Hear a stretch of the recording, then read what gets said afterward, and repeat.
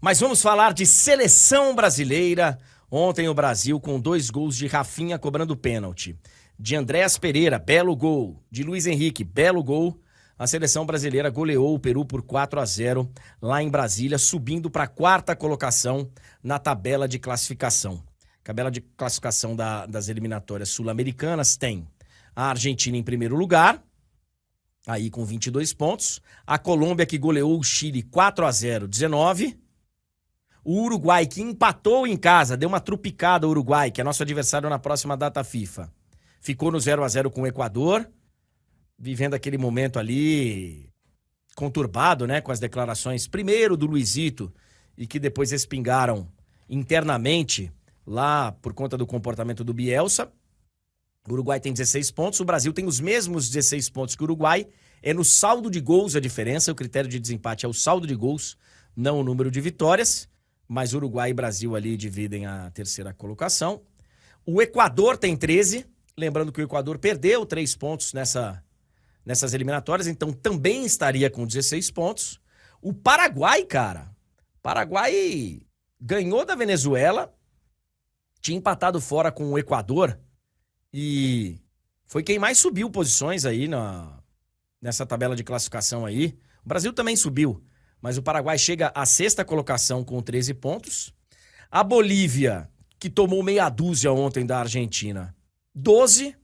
A Venezuela, que é a próxima adversária da seleção brasileira lá na Venezuela, 11. Peru, 6 pontos, Chile, 5. E acho que é importante a gente se atentar para esse detalhe, né? Peru e Chile, muito abaixo das outras seleções todas. E algumas delas já não são lá tão grande coisa. Mas por que eu tô falando isso? Porque a gente tem boas notícias, sim, nessa data FIFA, pensando na seleção brasileira. Mas a gente também tem notícias preocupantes. A gente também tem que ter os pés no chão. O Dorival falou isso ontem na entrevista. Ele falou, olha, eu não me iludo com esse resultado. E é bom não se iludir mesmo, Dorival.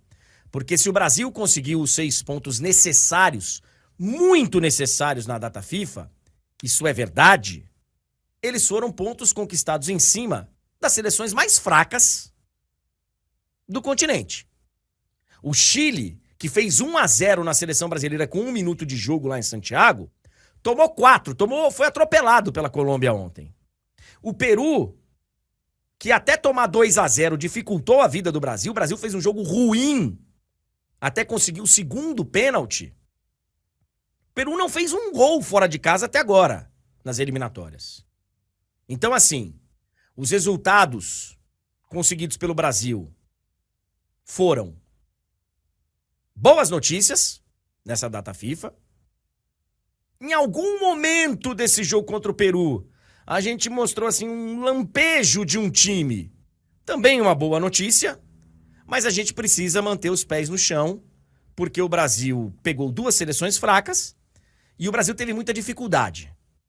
Primeiro tempo contra a seleção do Peru, cara, foi difícil. Foi difícil.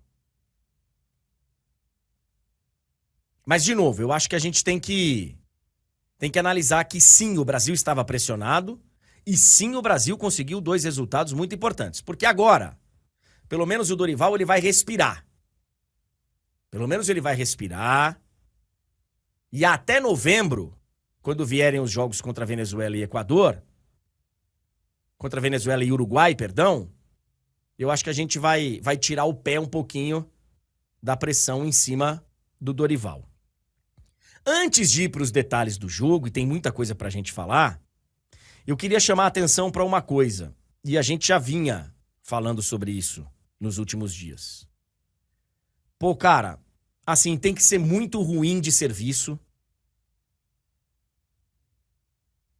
para ver um jogo da seleção brasileira com tantos lugares vazios no estádio. Parabéns aos envolvidos. E não são poucos. Tem muita gente envolvida nesse processo. Muita gente envolvida em algo que até outro dia, cara, era inimaginável.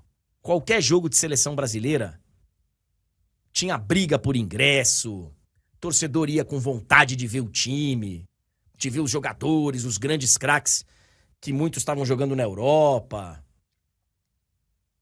Eu lamento muito de ver a seleção brasileira jogando para um estádio que não esteja cheio. Sinto muito. Parabéns aos envolvidos. Com relação ao jogo, vamos lá. Um primeiro tempo com muita dificuldade. É compreensível, tá? É compreensível. Porque o Brasil, ele não vivia um bom momento. Ainda não vive um grande momento. Acho que agora a gente passa para um momento regular. Não vivemos um bom momento. A gente vem de uma Copa América que foi um fracasso. A gente vem de uma data FIFA aí que foi horrorosa.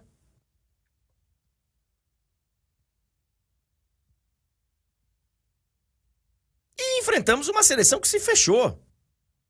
Mas assim é, cara. Assim é a realidade. Seleção brasileira vai pegar pela frente mais adversários que se fecham do que saem para trocação. Então é uma dificuldade que a gente tem que lidar com ela. A gente tem que lidar com ela. E o primeiro tempo do Brasil foi um primeiro tempo daquele jeito, né? O Wanderson entrou no lugar do Danilo, mas não foi aquele lateral que a gente imaginava, que fosse estar livre, leve, solto, voando aqui pelo lado do campo. Ele fez, inclusive, uma função muito parecida com a do Danilo, né? Mas, no geral, diante dessa dificuldade, que é você passar por um adversário que está fechado, teve ali um esforço, uma tentativa, que em alguns momentos até pareceu bem interessante. Eu acho que o Gerson entrou bem, eu acho que as mudanças fizeram bem pro Brasil, tá? O Bruno Guimarães não fez a sua melhor das partidas, mas o Gerson entrou bem, o Rafinha fez um bom jogo. A gente teve algumas outras atuações bem interessantes. O Igor Jesus, mais uma vez, eu acho que fez o papel dele. O Abner, longe de comprometer, fez a função dele lá do lado esquerdo. A dupla de zaga, longe de comprometer. O Ederson não teve trabalho nenhum, né? A dupla de zaga, ok.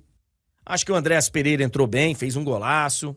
O Luiz Henrique, mais uma vez, entrou muito bem. Até o Matheus Pereira, que entrou pouco tempo ali. Alguns ficaram naquela, né? O Rodrigo, mais uma vez, acho que muito abaixo. O Savinho, mais ou menos. Mas a verdade é que, até conseguir o segundo pênalti, o Brasil não conseguiu fluir o jogo, né? Os dois pênaltis, gente, acho que não tem o que discutir muito, né? Inclusive, o primeiro pênalti demorou bastante pro VAR chamar o árbitro. Tava na cara que o árbitro tinha visto algo que não tinha acontecido. Porque ele fala que a bola desvia ali no peito, na barriga do jogador antes de bater na mão. E claramente não foi o que tinha acontecido. Pênalti, Rafinha foi lá, caixa. Começo do segundo tempo, outro pênalti, Rafinha foi lá, caixa. E aí não tem muito segredo, né, cara? Quem bate melhor o pênalti tá no campo, vai lá e bate. Bateu o primeiro, fez, bateu o segundo, fez e vambora. Eu fico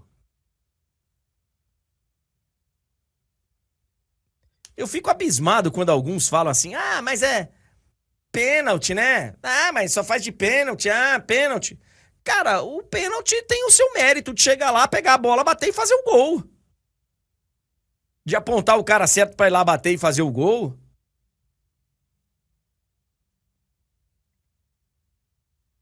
O Brasil conseguiu ser eliminado da Copa do Mundo batendo 4 pênaltis e o melhor batedor não bateu. Bingo. Então, segundo... Oi? Bingo. Pode anotar. Mas é verdade, né? É verdade. Se você tivesse 4 pênaltis no tempo normal, com o Neymar em campo, quem bateria os 4? Neymar. Na disputa de pênaltis na Copa do Mundo, o Tite não achou que isso fosse uma boa ideia. O Brasil conseguiu bater 4 pênaltis e ele não bateu nenhum. Enfim, não vamos voltar lá para não ficar nervoso.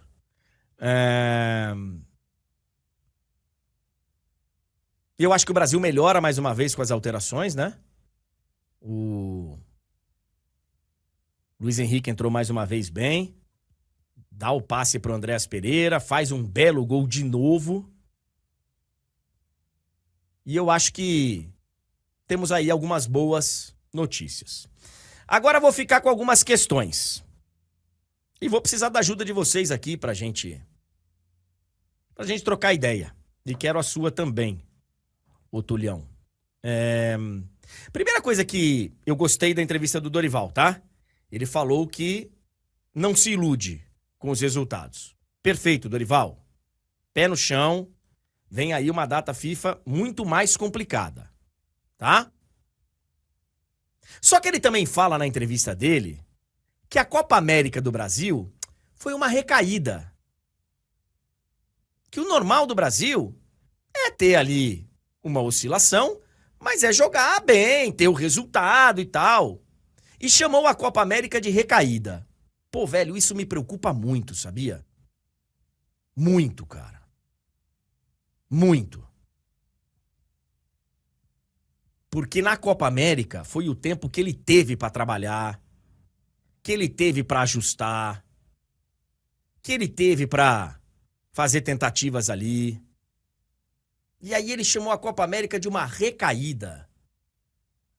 Porra, ô Dorival, a Copa América foi um tombo daqueles, cara. Caímos de cara no chão. Não foi só uma recaída, não. O Brasil caiu de cara no chão na Copa América. E a grande questão agora, Túlio, é o seguinte, porque a próxima data FIFA, ela é uma data mais... A Venezuela teve uma data agora de outubro muito ruim, né? Porque a Venezuela, tudo bem que ela recebeu a campeã do mundo, a Argentina, e empatou, mas ela toma uma virada do Paraguai, fora de casa. A Venezuela tá na 8ª colocação. A Venezuela começou a data FIFA, né? Ali brigando por vaga na Copa do Mundo. Ainda continua brigando porque... É que Peru e Chile ficaram bem pra trás, mas são 7 vagas. Enfim. Então ela continua na briga. E o Brasil pega o Uruguai. Vamos ver como é que vai ser esse Uruguai que ontem empatou com o Equador e vive lá o momento delicado com o Bielsa. E a grande questão que eu tenho é a seguinte. O que o Dorival vai priorizar agora para a seleção brasileira? Ele vai dar moral e escalar os caras que deram conta do recado com a camisa da seleção? Ou ele vai colocar os caras que tem mais nome, mais até rodagem na seleção, que estão melhores nos seus clubes, mas que vem jogando muito mal com a camisa do Brasil? E aí eu faço uma pergunta direta. O Vini volta como nessa seleção? Convocado ele vai ser, eu acho, mas... Ele volta como titular absoluto? Ou ele volta para disputar vaga?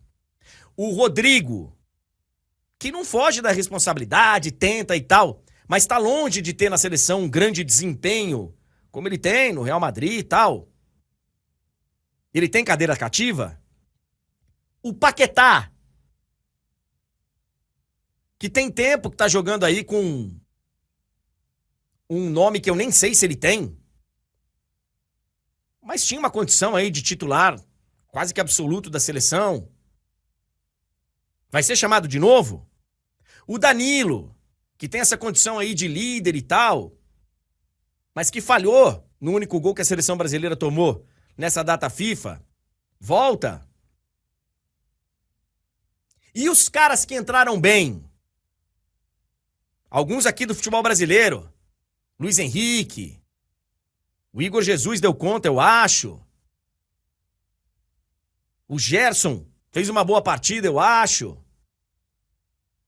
que ele vai priorizar?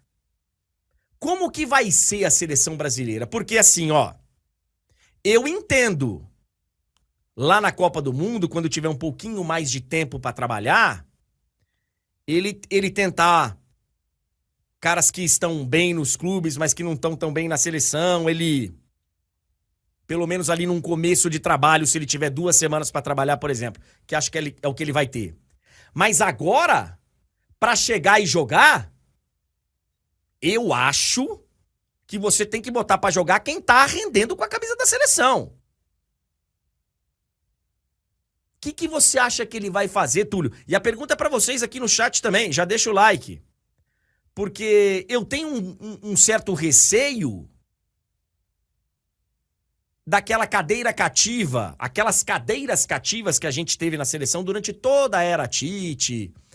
E algumas cadeiras eram merecidas, outras pra mim não tanto.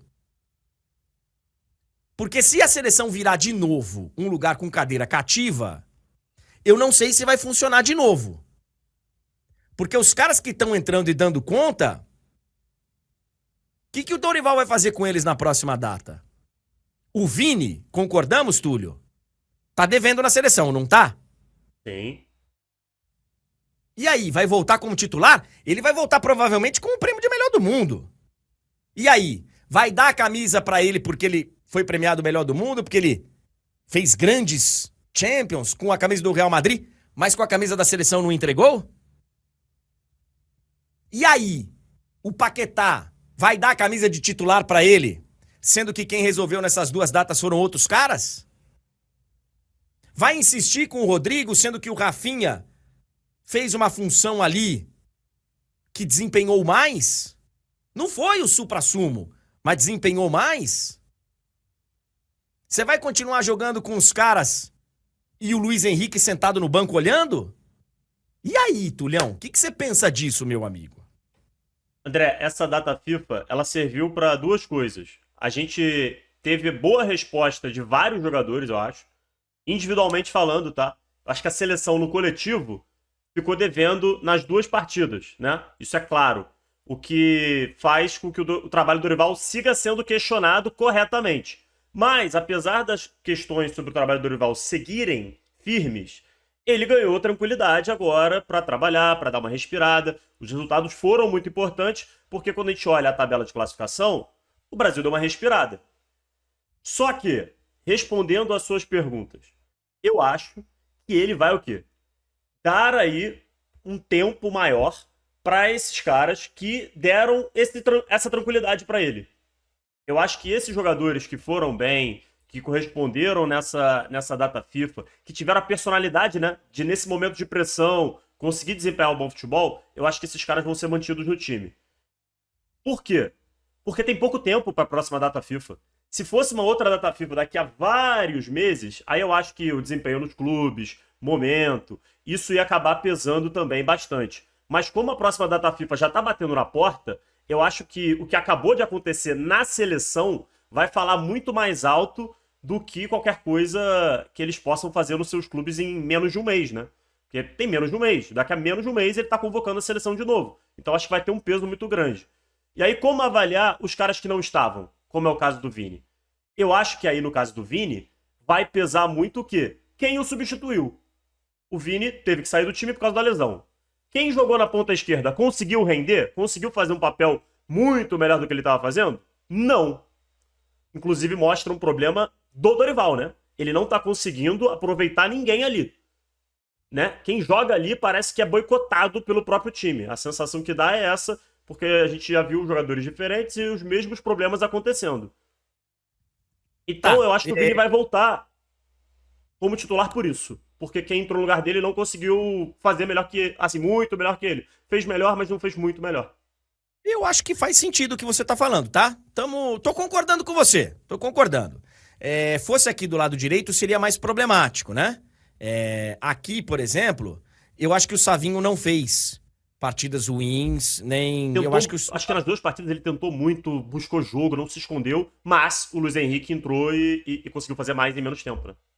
Pois é. Então, era aí que eu ia chegar. O Savinho tentou, tal, não sei o quê, mas o Luiz Henrique também tentou e fez. Então, aqui, falando hoje, tá faltando um mês pro próximo jogo da Seleção Brasileira.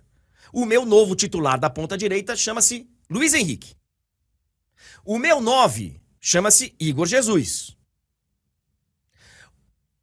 O cara solto ali atrás dele, dando liberdade pra flutuar, jogar onde ele quiser, é o Rafinha. Não foi o suprassumo, deu conta do recado, pegou as 2 bolas do pênalti, foi lá e marcou e... Eu já entendi onde você tá querendo chegar. Vai ter que sobrar pro Rodrigo. Eu tô bem parecido contigo. Vai ser... O Dorival vai ter que tomar a decisão, possivelmente, de decidir entre Rodrigo e Vinícius. Pelo que foi a data FIFA. E aí, eu acho... E aqui acho que deu uma... Bom, voltou. E aí eu acho o seguinte... É bem justo que ele queira dar mais uma chance, pro Vini. Porque, como você disse, quem entrou ali não deu conta, não entrou pedindo passagem. Então ele escolheu ali entre o Vini e o Rodrigo também não... Também tenta, também não se esconde. Ele escolhe lá entre Vini e Rodrigo. Então estamos conversados, pelo menos nós dois aqui concordamos. Tem muita gente aqui falando, olha, loucura tirar o Rodrigo, tal, não sei o quê. Gente, sobre Neymar, vamos pensar sobre isso quando acontecer. Eu realmente não acredito que o Neymar volte agora em novembro. Ele não jogou nada ainda, ele não entrou em campo ainda. Eu não acho que o Neymar volte agora em novembro. Quando vier o Neymar, a gente pensa como vai ser. Agora não adianta. Quando o Neymar voltar, vamos aguardar. Mas se ele estiver em condições, ele vai ser esse cara ali. Mas aí eu não sei se ele vai voltar o Rafinha pro lado, vai... Enfim, aí é um outro problema. Vamos pensar agora na data novembro. Data novembro eu acho muito difícil. Acho que o Neymar só ano que vem e tem que ser assim mesmo, tem que voltar quando ele estiver bem. O Neymar não é mais uma criança. O Neymar é um cara que, sabe, já teve muitas contusões, é um cara que já não tá mais no seu auge físico. Então vamos aguardar o Neymar. Vamos trabalhar com a realidade. Meio campo. Eu acho que ali você claramente vai trabalhar com 2 jogadores ali, porque temos o Rafinha solto, 2 pontas e um 9. Então são 2 caras ali para ocupar o meio campo. No meu entendimento, para novembro, uma dessas camisas é do Gerson. André, mas o Gerson ele não fez essa parte. Não fez Mas o Gerson deu conta do recado, melhorou o time lá no Chile e deu conta do recado, chegou, aproximou, foi na frente. Eu vou além, André. Eu acho que tem que ser mantida essa dupla que jogou o segundo tempo contra o Chile e começou contra o Peru. Eu manteria essa dupla aí, Bruno e Gerson. Então, sobre o Bruno Guimarães ou o André, ou se aparecer alguém ali, eu ia deixar ali uma interrogação. Mas assim, porque entrou na data FIFA o Bruno Guimarães abaixo, vinha de partidas não... E agora ele deu né? Acho que ele deixa uma sinalização boa. E pra mim tá de bom tamanho, se mantiver o Bruno Guimarães ao lado do Gerson. O Andréas é um cara que vai estar ali. Opa! É um cara que tá ali. Dependendo do que acontecer aí, nesses tempos, vai ser titular em um dos jogos lá, de repente no segundo jogo, se não der conta, o cara quer entrar como titular no primeiro e tal. Às vezes no treino também o cara consegue se destacar, André, nunca se sabe, não funciona tão bem. O Dorival, por exemplo, ele falou que não pode se iludir. Às vezes ele não tá totalmente satisfeito com o que aconteceu, e espero que não esteja, né, porque não é pra estar. E talvez ele enxergue uma mudança ou outra já de cara. É isso aí. Então, assim, acho que o meio-campo a gente... Só que aí eu jogo a questão no ar. Ele vai deixar o Paquetá de fora? Porque o Paquetá, até anteontem, era inquestionável. Não por nós, torcedores, parte da imprensa e tal. Eu acho que sim, Pelo tá, André? treinador, pelo treinador. Pelo treinador. O treinador colocava o Paquetá. Era o Paquetá e mais 10. Eu, no meu, Ah, no meu entendimento, Tulhão, e eu já falei isso depois do jogo contra o Chile. O Paquetá, na minha lista, ele não aparece entre os convocados. era Entre os isso, convocados. Entre os convocados. era isso que eu ia falar. Minha dúvida em relação ao Paquetá nesse momento é se ele estará na lista. Acho que no time titular ele não vai estar. Ficarei muito surpreso se o Dorival voltar com o Paquetá.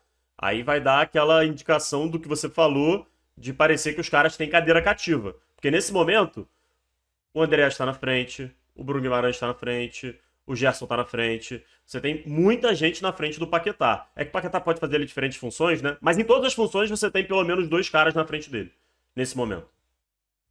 Concordo. E aí, na linha defensiva, eu acho que na lateral esquerda a gente tem opções, tá? E o Abner deu conta. Eu acho que o Abner. Acho que ele sai dessa data FIFA com o treinador olhando pra ele, falando: pô, valeu, cara. Foi lá, fez o que foi pedido e. Não foi uma maravilha, André, mas foi melhor do que, por exemplo, o Wendel apresentou e teve mais oportunidades. E então acho que, pro que estava sendo, acho que show. Também acho. Também acho. Ele ganhou o direito de ser convocado novamente, sem questionamentos. E aí vamos ver como ele se desenvolve, entendeu? Eu acho que é essa bandeira que o Abner fica. Ó, na próxima eu tô dentro. E aí a gente vê. É isso. Aí a gente tem na dupla de zaga. Eu acho que o Marquinhos ele é titular e vai continuar sendo titular. Eu acho que você acha que não vai continuar sendo titular? Eu acho que se o Militão voltar, ele é o titular. Eu não acho que o Marquinhos Não, esteja com toda essa moral, não. mas aí não seria Marquinhos e Militão? Acho que não. Tá, tá. Ok, ok. Que era inclusive pelos treinos, né? A zaga começaria se não fosse a lesão do Militão, né? Militão e Magalhães. Então, eu não sei se seria essa, mas É eu o que acho até que. tava, é o que tava desenhado, André. E é o que eu acho que deve ser, tá? Nesse momento, eu acho que é a nossa melhor dupla de zaga disponível. E digo mais, condições ideais é porque, infelizmente, o Bremer teve uma lesão seríssima. Na minha lista ali, o Marquinhos seria a quarta, quinta opção na zaga, sabe? Estaria ali perigando de nem estar na lista, se tivesse todo mundo disponível. Eu acho que o Bremer seria titular, mas agora não adianta a gente ficar olhando pro Bremer. Agora é contusão de, né? Bastante tempo de recuperação. Eu não sei se ele vai tirar o Marquinhos, tá? Não sei. Eu acho que o Gabriel Magalhães está num momento mais sólido. Pelo menos apresentando na seleção brasileira, eu ficaria tranquilo com Militão e Magalhães. Tranquilo, tranquilo não, porque. Mas enfim. Eu acho que estaria de bom tamanho. Mas eu não sei se o Dorival vai fazer isso. Dito isso, a gente não sabe. Eu acho que são 3 caras ali para 2 vagas que ele vai escolher. E vamos ver quem vem, se ele vai convocar de novo o Beraldo, se ele vai convocar, sei lá, Léo Ortiz, se ele vai convocar. Vamos ver o que ele vai convocar lá. Se Mas eu acho finalmente que. vai convocar o Murilo, né? A galera pede tanto, é um cara que tem sido muito pedido por todo mundo, né? Tanto na imprensa quanto por torcida, né? Eu tô falando do Murilo do Nottingham Forest, né? É claro que o do Palmeiras também tá na briga, mas é só pra diferenciar, né? Sim, eu acho que faz tempo que o Murilo tá merecendo pelo menos uma chance. Acho que agora a gente vai ver qual é que é da lateral direita, né? Porque por tudo que o Dorival falou do Danilo, eu não sei se ele vai descartar o Danilo. Eu acho que o Danilo volta para a lista de novembro. E eu acho que o Wanderson também. Eu só não sei o que ele pediu pro Wanderson, o que foi combinado, porque o Wanderson não se soltou do jeito que eu imaginei que iria se soltar. Não foi muito diferente do que foi o Danilo. Agora, a gente tem que concordar que o Danilo, na bola, tá devendo. O Danilo, ele tá sendo chamado por outras razões. E, enfim, Eu acho que o Brasil precisa, Túlio. Já que tem o Wanderson ali, que entrou e fez o... O Brasil precisa abrir espaço para encontrar outros aqui na lateral direita. Então eu acho que, mesmo que ele confie no Danilo, que ele acha que o Danilo ainda não tá descartado para futuro e tal, eu acho que ele tem que convocar um outro lateral direito para testar, para ver, porque o Danilo a gente já sabe o que vai entregar. André, eu já falei sobre isso algumas vezes aqui na live.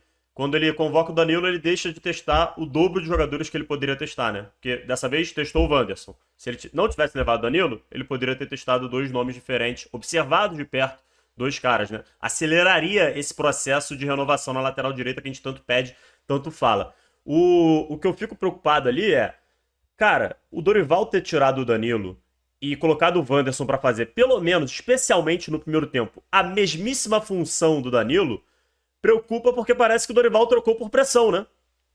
Parece que Sim. ele falou, ó, o Danilo é o cara que faz essa função aqui, de um lateral mais defensivo, fazendo muitas vezes uma saída em três, como se fosse um zagueiro pela direita. Mas como tá todo mundo enchendo o saco, eu vou colocar o Wanderson e ele vai fazer a mesma coisa ali em vários momentos. Fica parecendo que foi isso, né? Que ele não gostaria de fazer a troca, mas fez por causa da pressão. E isso me preocupa bastante, porque o técnico ele não tem que ser teimoso, mas ele não tem que ceder à pressão também, né? Tem que ser um meio termo, né? Ele tem que ter a sabedoria de escutar as críticas para fazer o que é o mais correto.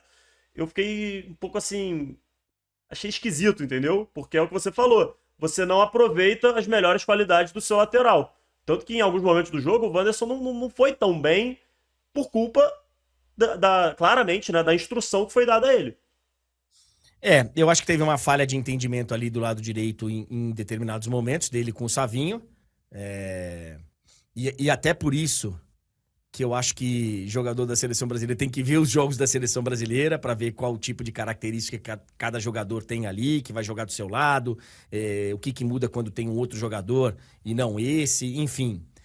Teve ali uma falta de entrosamento, mas, de novo, teve até gente que falou, pô, André, você falar que o Wanderson foi a mesma coisa que o Danilo? O Wanderson, durante boa parte do jogo, fez a mesma função que o Danilo.